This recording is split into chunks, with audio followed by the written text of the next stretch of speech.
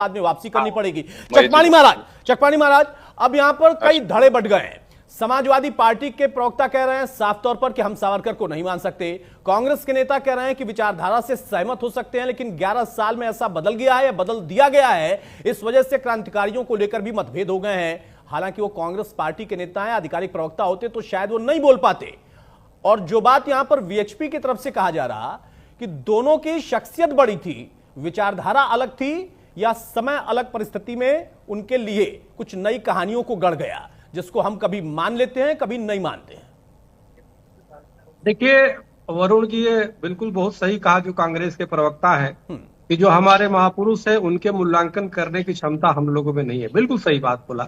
आज अखिलेश जी जो बातें कर रहे हैं, आप देखो, निश्चित रूप से हम लोगों की औकात नहीं है कि किसको माने किसको नहीं, लेकिन इतनी जरूर बात है, आप जिसको मानते हो मानो, लेकिन हम जिस महापुरुष को मानते हैं उसको गाली देने का आपको अधिकार नहीं, उसको अपमान देने का अधिकार नहीं है, न मुझे गाली देने का अधिकार है। सवाल इस बात का, अभी आप अंग्रेजों का कह रहे हैं कि अंग्रेजों ने वेतन दिया। अंग्रेज क्या आपने उनके बाप ने दिया था क्या?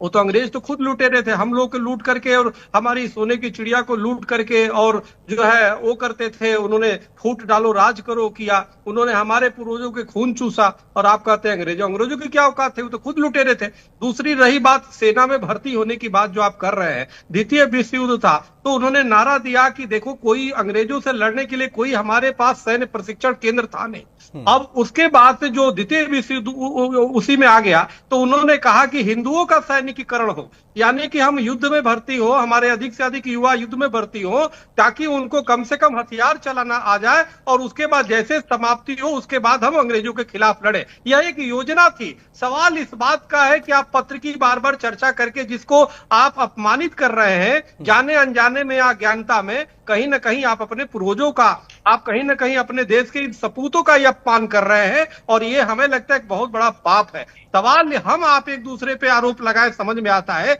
लेकिन हमारी कोई औकात नहीं कि हम किसी महापुरुष पे बोले, और आपकी कोई औकात नहीं कि आप महापुरुष पे बोले। और सबने मिलकर के देश को आजाद कराया। बीएचपी के प्रवक्ता ठीक उन्होंने बोला, तो इसलिए हमें संयम रहना चाहिए। ऐसा नहीं कि, और गंदे कपड़े से गंदगी की सफाई नहीं होती। अगर कोई गाली दे रहा है और हम भी देने लगे तो बात इससे नहीं बनेगी।